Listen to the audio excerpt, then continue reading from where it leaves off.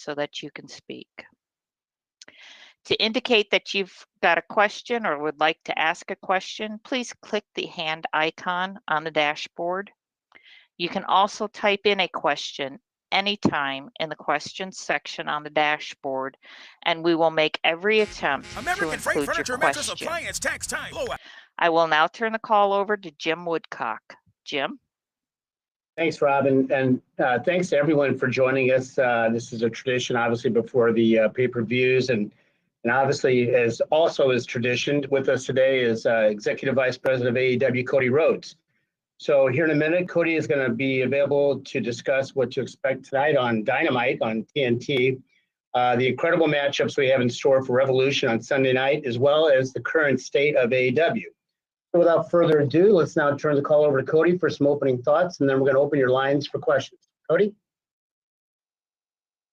Hey, everybody. As usual, it's been an honor for us to continue working and helping to provide a bright spot for fans in these difficult times. I, of course, am looking forward to my match tonight with Shaq and Red Velvet and Jade on Dynamite. And I'm also looking forward to talking about Revolution, the second iteration of Revolution. It will be nothing short of spectacular. You have the AEW Women's World Championship, the AEW World Tag Team Championship, a street fight featuring Sting, the face of the Revolution ladder match, which I am in, big money match, Casino Tag Team Battle Royale, and then, of course, the AEW World Championship contested between the champion Kenny Omega and Jon Moxley, exploding barbed wire death match. And always, I love talking to you guys. It's a special part of my day. I get very excited about this when we get to do it. So let's just dive into the questions and get rolling. Thank you, guys. All right, Cody, thank you very much. So here's what we're going to do. I'm going to call on Connor Casey from Comic Book first.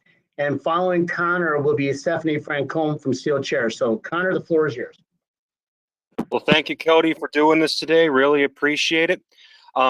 Regarding Revolution, you've got this exploding barbed wire death match as your main event. I'm just curious, how do you feel about death matches, and what do you think their current role and place in modern pro wrestling is? Well, I think with a lot of things, AEW, death matches have a certain identity that's already been given to them. If you look back at, FMW and explosion matches that happened in the past, if you look at what Terry Funk has done, and then even, fast forwarding to Matt Tremont today in this era, those are nice parallels. But anything that involves Kenny Omega is going to be unique in a sense, and it's going to have its own identity.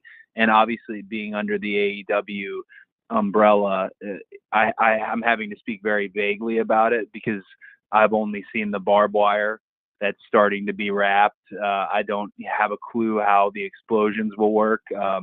I'm just as on the edge of my seat as everybody else is about it. I think, to me, the most important thing is the title itself, and that, it remains in proper hands. As people know who have followed the product, from a creative standpoint, Jon Moxley a little bit screwed out of his championship. Well, a lot screwed out of his championship, and what a wonderful reign he did have. Kenny Omega returning to form and the cleaner kind of reemerging on the scene. No pun intended, it creates a very combustible and dangerous environment. This match would be going on last even if it wasn't for the world title, because it's incredibly violent. Viewer discretion advised on a death match like this, but I'm just as curious as everybody else. All right, thanks, Connor. Thanks, Cody. Okay, Stephanie Francome is next, and we're going to follow Stephanie with Jim Barcelone from the Miami Herald. So, Steph, you're up. Hi, Cody. Hello, nice to hear from you again. Do you hear me? I can hear you. Okay. First of all, congratulations for the little girl to come. It's fantastic news that was announced on TV. I want to tell you about the big Paul White. Sorry, it was a surprise for many of us to find out that he was now a member of AEW. Can you tell me more about all things happen? And also, do you want to have more, I would say legends, but yeah, people with that experience like Paul can have, more people like that in AEW? Thank you very much. Oh, thank you very much for your question. Paul White is a big part of my career, as some of you know, and then people who have kind of studied our industry. We were involved in a WrestleMania together, and that will always bond you in a unique way. The Paul White that AEW is getting is extremely motivated.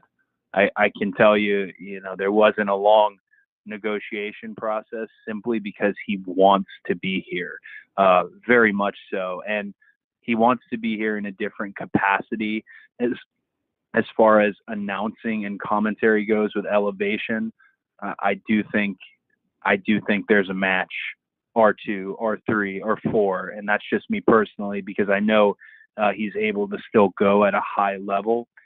But from a management standpoint, I'm most excited about him just being in our locker room and being seen, because we have so many young people who are now all of a sudden famous.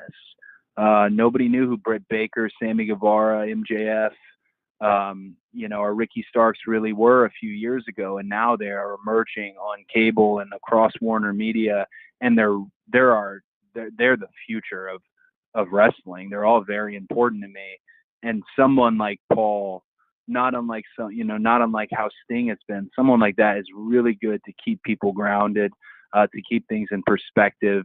Paul White has more to give, and he's going to give it, and he's going to give it at AEW. So I'm very excited to see that. Thanks, Stephanie. Okay, next we're going to go to Jim Barcelona from the Miami Herald, and I'm going to ask Joel Torres from Contralona to be ready to go. Jim? Thank you all. Thank you, Cody. I'm curious, talking about Paul White, and just what is it like, not only having him, but when you think about what he's done in his career, and now you're going tonight in a tag match against Shaq. Is it just coincidence that Paul just happens to be here now with that big tag match tonight? There's some history there between Paul White and Shaq. And what does it mean to have Shaq with AEW and having some people like that? You've wrestled Stephen Amell as well. What does Shaq bring or give to AEW as far as mainstream appeal and just getting more eyes on the product? Well, the timing of everything is certainly, there's a lot of kismet involved, a lot of serendipity with that, but it is coincidence. Paul White is entering a different phase in his career, and Shaq has entered into what I guess would be considered a rivalry with him and Jade and myself and Brandy, who was unable to be part of this match because the greatest gift on earth, the fact that she's going to have a baby, and Velvet stepping up to the plate in such epic fashion. For me, Shaq's presence and what Shaq brings is obvious. He definitely has a very large audience, a very large following. If you look at everything he's doing with Shaq Life, and you look at his world and all of his entrepreneurial efforts, he's really a model businessman. But for me, this match, I would like to see Red Velvet really hopefully emerge the star and hopefully emerge victorious of this. If anything, this match has presented a big opportunity for both Red Velvet and for Jade. Our women's division is continuing to grow. We're continuing to cultivate it. The Eliminator tournament that's happening, and to be able to, during a pandemic, cross the ocean to make it happen. But it was not easy. Tony Khan moved heaven and earth to get production in Japan, and he made it happen. So for me, this emboldens and bolsters our women's division.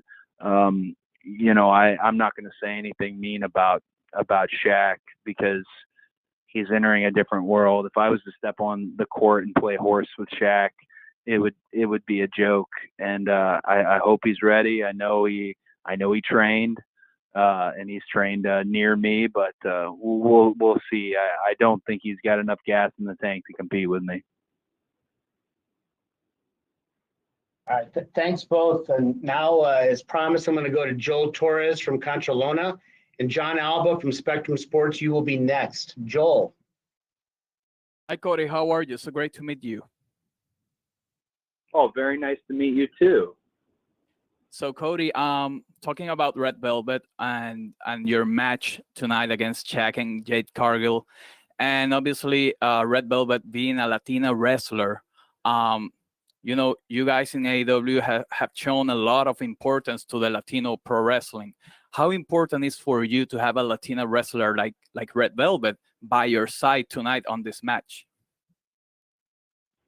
I think it's just a beautiful thing as far as to have diversity in your locker room and diversity in your space, and to put it out there and it be excellent content. Some of you may know, people who have studied the business, it used to not be that way, because promoters were really adamant about only having one of a particular demographic or even a minority, and they would try to almost make that a gimmick to a degree. And this is years and years and years ago. I'm not talking about anybody currently, but today the best wrestlers are from all around the world. You can find them in pockets from the north to south, east to west, and that to me is very exciting. I want to continue to cultivate. I take scouting trips even during the pandemic, and I'm excited as the world slowly opens up and safely opens up to continue those scouting trips, because the diversity for us is paramount, and we want to represent as many individuals and cultures and identities as we can. I think the language of wrestling is universal. Thanks, Cody. John Alba, you're going to be next, and then following John will be Amy Nemedy from WrestleJoy. So, John, floor is yours. Thank you very much, guys. Cody, first off, congratulations to you and Brandy on the baby. Very exciting stuff. Believe it or not, it has been pretty much a year that we are in the middle of this pandemic era of pro wrestling. And it really felt like AEW was on the verge of breaking through to another level, with Blood and Guts coming up and the debuts of Brody Lee and Matt Hardy, and then everything shut down. So what I'd like to know is, where do you think AEW was heading before the pandemic and what you were able to accomplish? And how can you pick up from that place and ensure that you spend the rest of 2021 and beyond getting back to where you guys were on track to be? Well, we were heading to the frickin' moon, buddy. I honestly, we were rolling, and you look at Prudential Center and that sellout and what Blood and Guts was going to be. That's so wonderful. But the pandemic happened not just to wrestling. It did hit the hospitality industry really hard. It did hit entertainment incredibly hard, but it hit everywhere really hard. And a lot of people have faced so many hardships. I think the number is 40 million unemployed, and forgive me if that's hyperbole. I don't think it is, though. So I don't want to, whine about what happened to us. Instead, I want to help those who have experienced it with us, which the wrestling fan wasn't sure they were going to get wrestling on a weekly basis. You hear a lot about these fabled Norcross shows that happened when AEW and the pandemic first hit and lockdown started to happen, and the marathon, the march, 30-something matches, and in only 26 hours. It was some absurd data that we were able to pull it off, and those shows genuinely saved the company. That's why they have such a soft spot, because our job is to provide content for TNT, and we have continued to do that, and they've been such a wonderful partner. But we had to pivot like everybody else had to pivot, and now as vaccines are starting to become regular, and the Johnson & Johnson one was just approved, and you start to see vaccines for every citizen of the U.S., I think there is going to be a large bounce back with people who want to go out there and get their entertainment, get it safely, and get back to the way things were. I really think it will only behoove AEW in time, because we never gave up. We never flinched. Signings were still happening, big signings at that. And progress was being made in the show. We didn't just pump out some evergreen content, say wait, and say we'll be right back. We've been here the whole time. So I think we'll continue on that trajectory. This was good, a good challenge for us that we met it head first, and I think we set the standard for how wrestling can be done in a pandemic, with how Keith Mitchell and Tim Walbert shot wrestling from Daly's Place and continued to shoot it, with Tony's application of the locker room and getting every independent wrestler who was out of work basically some sort of work at AEW, and making them part of our crowd, the testing protocols, the temperature scans, the fact that I can't walk from one room to another without a certain wristband on. It is overkill, but it needed to be overkill, and it's provided a safe working environment. So I'm ready for the next wave of it, though, and hopefully slowly but surely. Texas, I heard, just opened up, but we aren't going to be the first to dip our toes into that water. We're going to do this as safely and properly as we can, so that wrestling fans feel comfortable.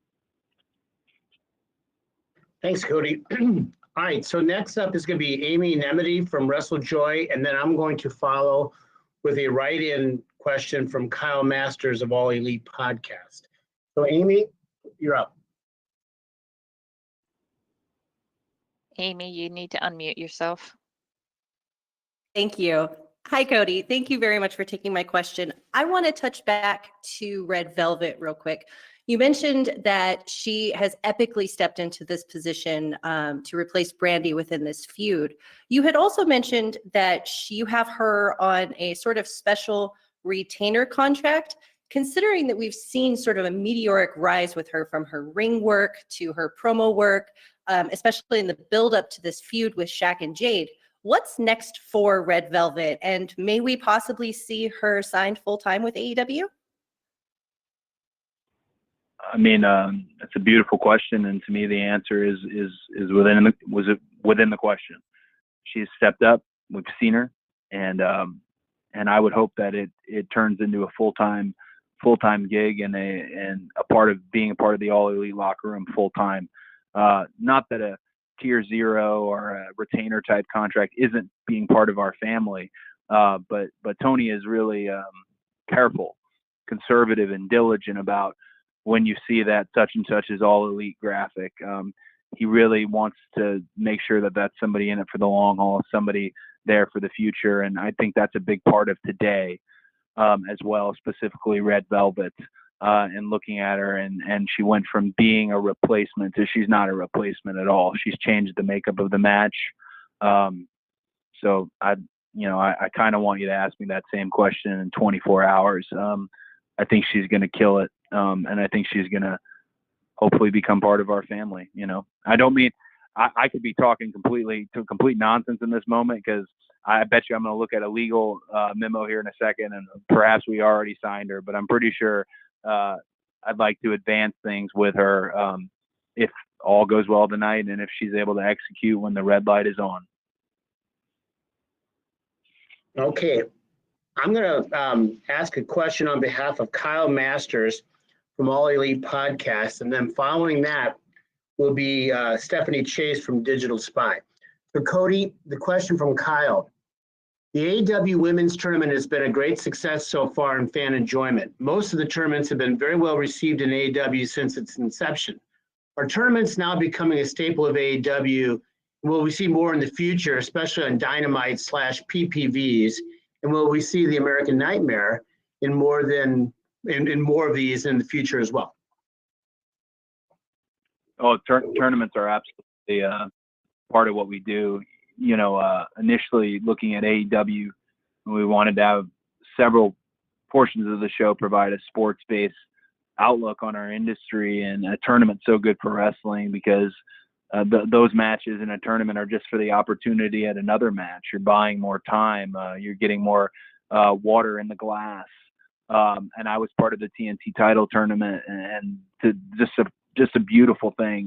Some of my favorite shows growing up were tournaments, and even the 2-day classics, you know, the Crockett Cup all the way to King of the Ring. A tournament, when you do it right, is certainly something special. And I think for sure you'll see more tournaments, and tournaments that, you know, right now we have one that's geared around the AEW Women's World Championship, Sheeta being such a wonderful, wonderful, wonderful champion, just an absolute ace. And then you're going to see tournaments that perhaps have their own peripheral item that involves and things of that nature. So tournaments around the titles and tournaments around bragging rights and specific things that talents can acquire. But yeah, there'll be more tournaments for sure. I'd hope to not only see tag tournaments and singles tournaments, but, you know, somewhere down the line, I'd love to see a trios tournament as well. Okay, thanks, Cody. Okay, Stephanie Chase, you're going to be next, and following Stephanie will be Bill Pritchard from WrestleZone. Stephanie, you're up. Hi, Cody. How are you? I'm good. How are you? I'm great, thanks. And thanks for talking to me today. I was wondering, we know how much of a fan of Sting you were growing up. So what has it meant to you personally to see him sign with AEW and for your company to be able to be the ones to give him an opportunity to have another run? That's a great question. Nobody was more of a little stinger than me. I would go to the shows, and the merchandise stands had the temp tat that you would put on your face, and my mom would wet the tat, and then I'd be so excited. I'd usually take it off too early and have like a real NWO Bush League style Sting paint on my face. But I'm such a fan, and I think Sting right now, the question is, can Sting have a regular wrestling match? You know, can he do that? Can he go bell to bell in a live setting? I would bet he absolutely can. There's a lot left, and I don't know if anyone noticed when he hit Ricky Starks with the bat, but his frenetic movement, his dynamic motion is still there, and that's dangerous as far as if you're his opponent, especially because people forget Sting is a big guy. He's from a generation where there were, you know, he was more of a light heavyweight, but now he's definitely a full-blown heavyweight and a little bit taller than some of our roster. Having him here is wonderful. I want to make sure he's happy. I want to make sure he has a great place to be here, and I think he's in it for the long haul with AEW and our family here. Thanks, Cody. Okay, Bill Pritchard, you are next. Bill Pritchard from WrestleZone, and then I'm going to follow with a write-in question from Kenny McIntosh from Inside the Ropes. Bill, you're up. Bill, you're muted. There we go. Hey, how you guys doing today? Good. How are you, bud? Not too bad. So I kind of wanted to touch on this comment Shaq made in an interview. He said that he expects this match to top all other celebrity matches in the past. And Pat McAfee kind of chimed in and said, no, it won't. But I wanted your take because you already have experience in that area. You faced Stephen Amell before.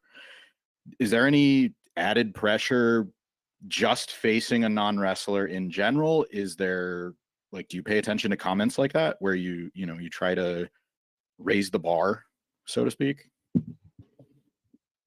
Well, I think I didn't see this particular comment, especially from Pat, which is super bizarre because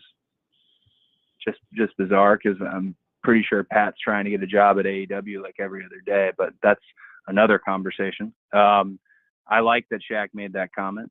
I stand by that comment myself. I'd make the same one, because you have to continue to raise the bar, and you can't do.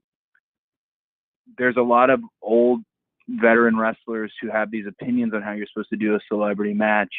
My opinion is this: you have to wrestle.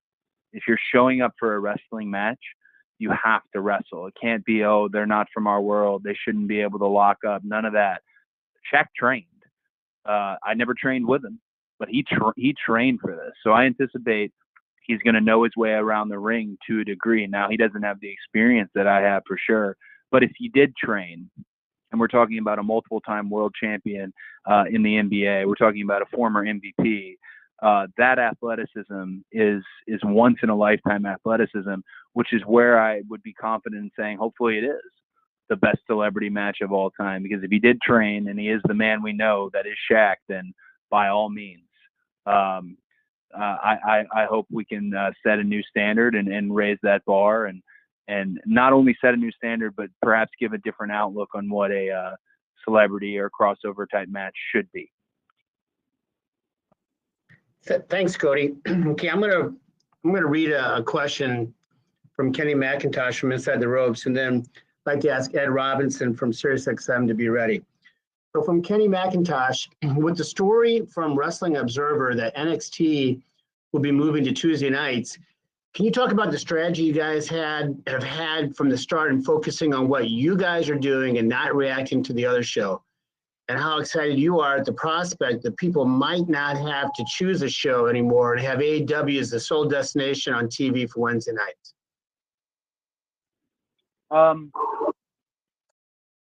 Yeah, I obviously anticipate this question to a degree. If that's the case, if we're no longer going to be opposed on Wednesday nights, I'm sure we'll come up with some sort of, wonderful statement. I mean, what could I say? Congratulations to NXT on a successful move to Tuesday nights. The real winners are the fans who can watch NXT and Dynamite live every week, as this is a marathon, not a one-night sprint. I could say that, but I don't want to be sassy or a jerk, because I think them moving, perhaps something else will end up on Wednesdays. And not only that, AEW Dark is on Tuesdays, so AEW Dark would potentially be opposed. That's why we can't get into a matter of being reactionary. We just have to put out the best show. We really do. And if they want to beat us, they have to put out a better show. It's honest competition. Yeah, there's digs, and they're fun, and they're lighthearted. Believe me, all the locker rooms tend to love each other. It's more the management that is pointed at one another. And even that, there's, a friendly relationship. Tony's a different type of management person, a different type of executive. I would love us to be alone on Wednesday nights, but I'm prepared for there to be something else in that slot. So we'll see. Thanks, Cody. Okay, Ed Robinson from SiriusXM, you're next, and following Ed will be Garrett Martin from Pace Magazine. Ed? Cody, happy to be on the call today. How are you?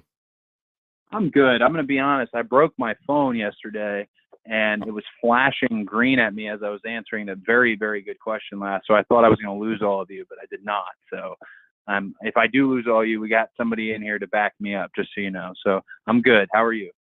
Always good to have a backup. Good. While we're on the subject of other promotions, with the announcement that the NWA will be relaunching later this month with a pay-per-view and the return of its weekly show, what will this mean moving forward for the working relationship between AEW and Billy Corgan? Will this lead to more crossover down the line, more of a symbiosis between Dynamite and on Power? It could. It absolutely could. Tony really is, as he's dubbed himself, the forbidden door. If you think it's not an area where we can tread into, he finds a way to tread there and do it peacefully and coexist well. I definitely think we'll see more cross promotion potentially with the NWA or with Impact or with New Japan or AAA or a myriad of companies. It takes trust and it takes time, and when we bring people in, we always try to treat them better than we treat our own almost when it comes to having our guest wrestlers, our guest luminaries, our guest bookers and promoters, things of that nature. So I'm glad to see NWA still moving. Billy's still moving forward with the project. And I'm sure you'll probably see a little bit of crossover, a little bit of fun crossover. All right. Thanks, Cody. Okay, Garrett Martin from Pace Magazine, you are next. And following Garrett will be Tim Battle from iHeartRadio. Garrett?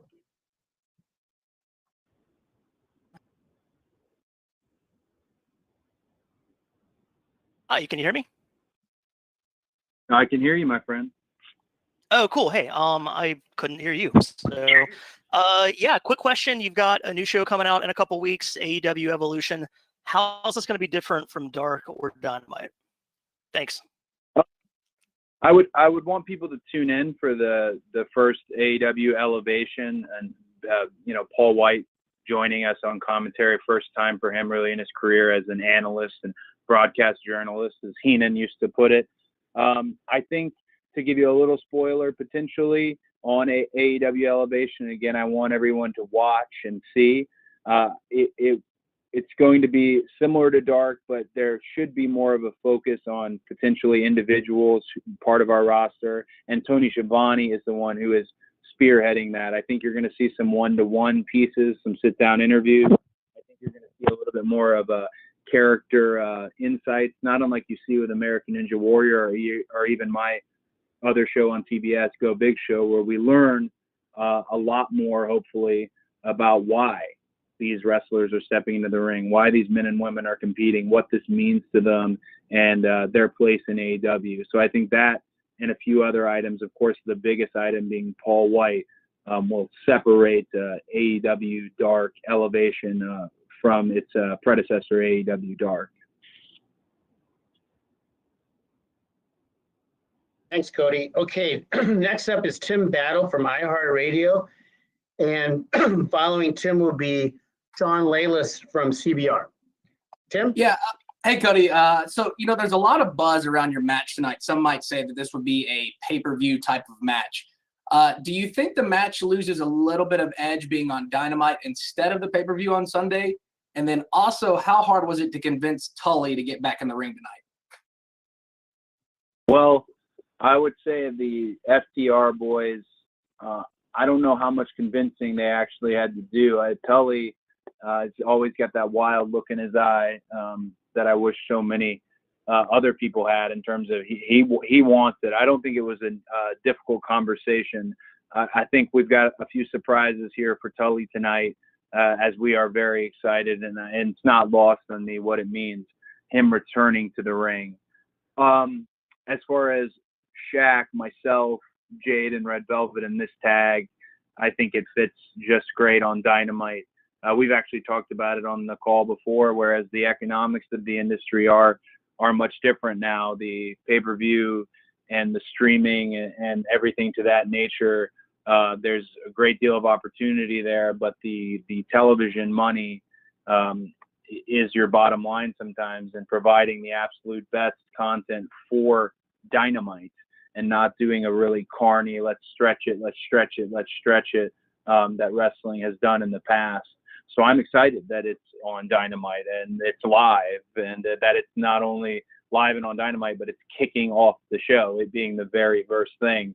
It just makes for a great show. And actually, to extrapolate a little bit on this, one discovery I think we've made, and Tony Khan seems to be really keen on it, and I love that, is that our go home to pay-per-views might always end up in some way being themed.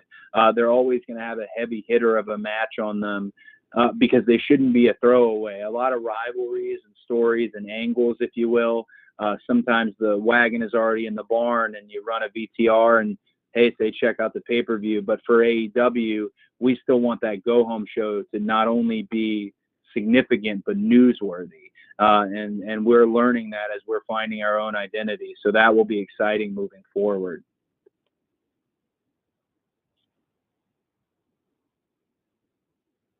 Thanks, Cody. Sean Layless from CBR is next.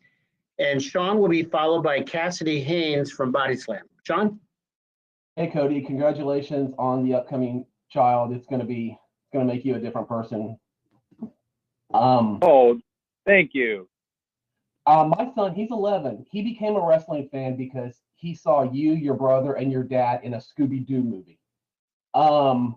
With Shaquille O'Neal being on the pay-per-view this weekend, with Snoop Dogg coming on, I assume you're probably going to help Stephen Amell promote Hills when it starts up. What is AEW's stance when it comes to crossing over with non-wrestling to bring in fans who might not have watched it before, or maybe bring back fans who used to watch in the past using the crossovers? Well, I love that you enjoyed that Scooby movie, and it's actually funny to me. That is the last thing we worked on as a family, and I've actually never seen the movie myself, but the fact that we did the voiceover work for it with Dusty and Dustin and myself, I'm glad it resonated. For me, I've really taken it upon myself I want to grow our audience, and I know we have the best bell-to-bell wrestling. We have a guy like Pac here. So just a guy like Pac guarantees me that we have the best bell-to-bell wrestling. But I need people to watch it. I need them, if they come for Shaq, maybe they'll stay for somebody like Pac. I keep using him as an example just because I'm a big fan of his work. But I definitely think you will see more crossover, and you'll see crossover done in a respectful way. Like I said, Shaq trained. You mentioned Stephen Amell. Well, he also trained, because that's the only way I would insist on doing anything. That to me is important. You can only bring in people for when it comes to a crossover that respect your business. Snoop Dogg, nobody respects wrestling more than Snoop Dogg and has a love for it.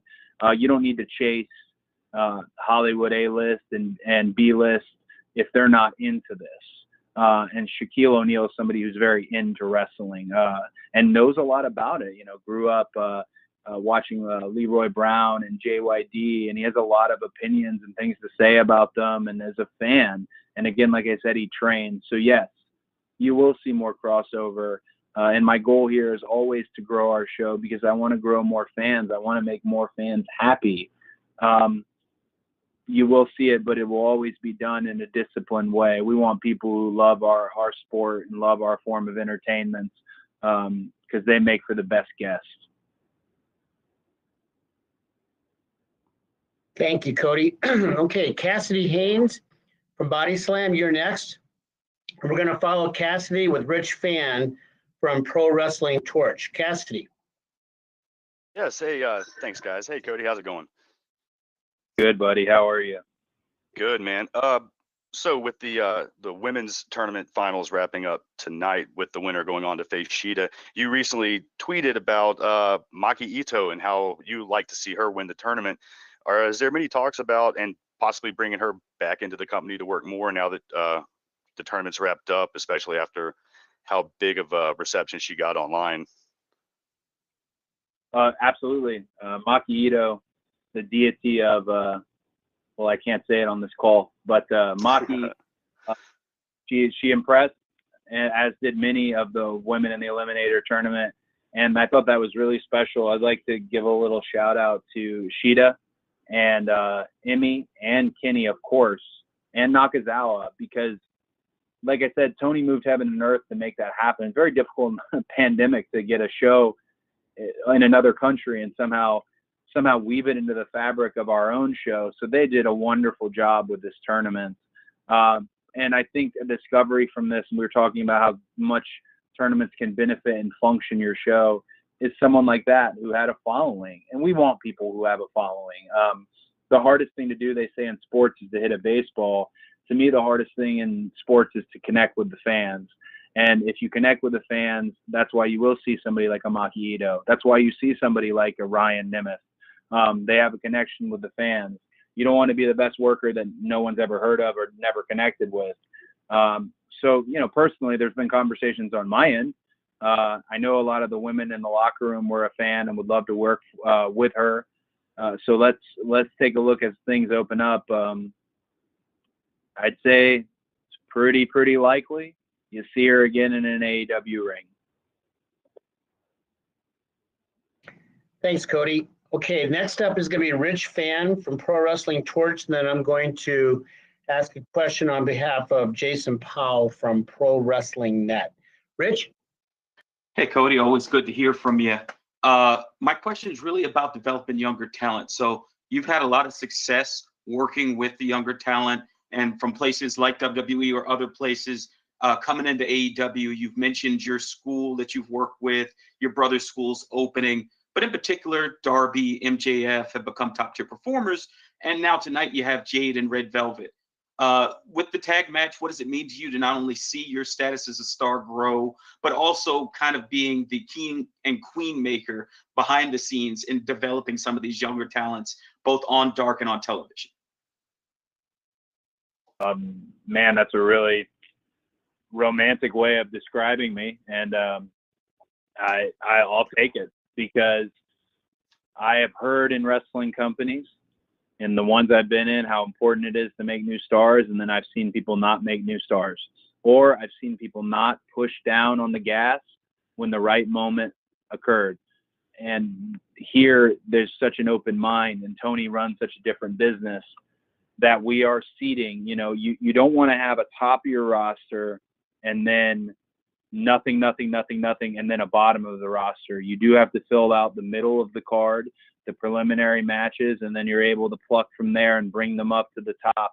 And then they might swing back down, but then they'll bring the interest will be risen to the top. It's a whole formula, and I think we're the best at doing it because we had to do it.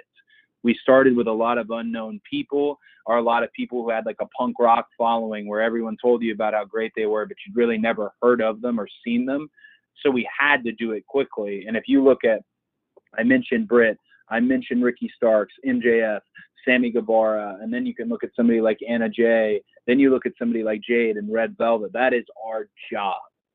That is our job, to make them so wanted and needed and seen that you have to have an action figure of them, that they have to get media requests. And to me, that's the thing. It's the most gratifying thing as a wrestler, other than when you win the title yourself or win a title yourself, to hear the reaction for somebody who you just made. And I know we're talking inside baseball here, and I am by no means am a salty old veteran, but I have been doing this since I was 15 years old. I've heard what that sounds like, and it's an absolute high that no drug on earth can give you. It's a very real thing, and I just hope we can continue to do it. And that will take not only looking at our own dressing room, our own locker room, it's going to take looking out in the world and finding people. Bill Watts was the master at finding, men and women from other walks of life, whether they're from basketball, baseball, gymnasts, things of that nature. You're going to have to look beyond just wrestling schools, and we do that at the Nightmare Factory. It's one of my favorite things to get a look at people. I'll tell you, one of the people we took a look at was Wardlow, and that guy's money in the bank. That guy is absolute money in the bank, and he's young, and he's hungry. He just borrowed my Bret Hart book. I hope we can continue to make stars. Okay, I'm going to read a question from Jason Powell from Pro Wrestling Net, and we've taken the liberty of spinning the wheel for our final question, and landed on Michael Salick from SE Scoops. So first, we're going to go with the question from Jason, get Cody's answer, and then we'll end with Michael. So from Jason Powell, the company announced that AEW Dark Elevation will be starting this month, and there's still the forthcoming TNT show in addition to Dark and Dynamite. I'm curious to know what the taping plan for all this content will be once the world gets back to normal. Can you tape all this in one night without it being overkill for the fans in attendance, or is there a plan to spread out the various tapings somehow? Well, that's a great technical question, and I wish I had a really good technical answer.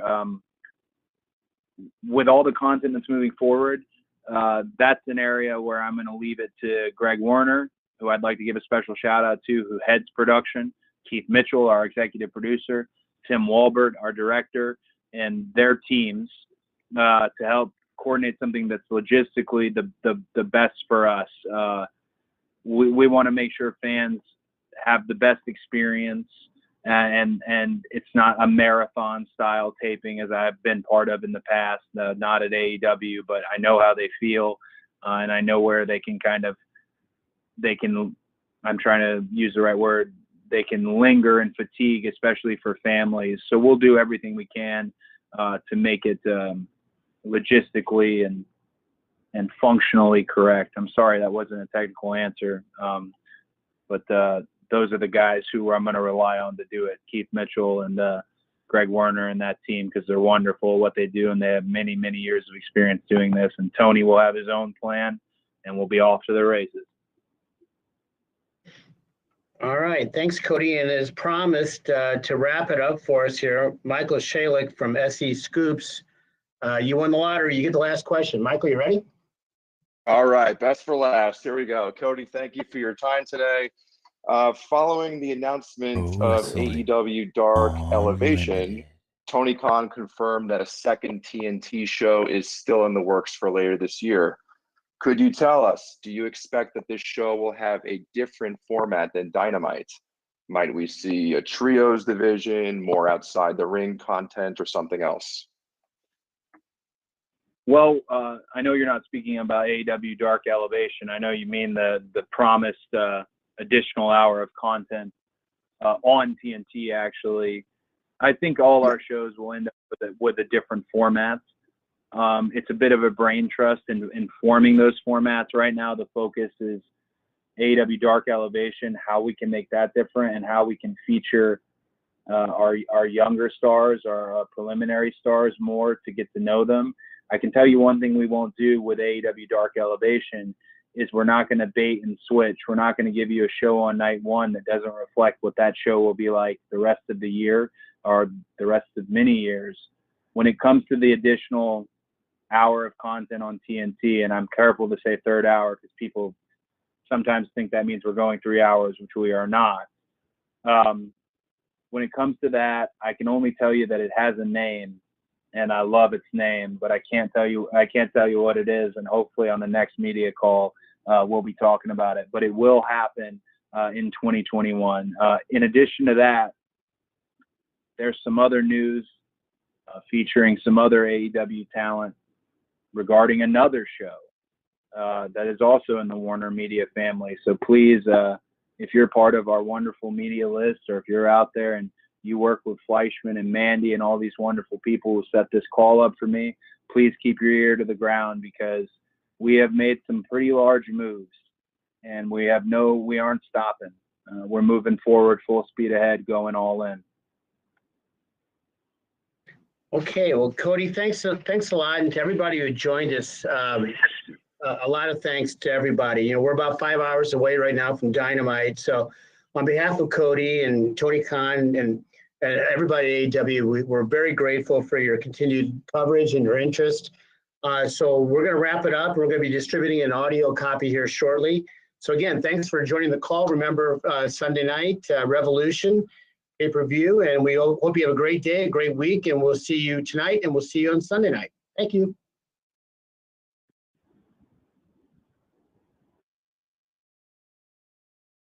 Hey guys, thank you for joining us here for this Cody Rhodes media call. Remember, we will be live later on tonight following AEW Dynamite on both the PWU Unlimited YouTube and PWU Unlimited Twitch channels, breaking down the entire show. Hope to see you all there after Dynamite tonight.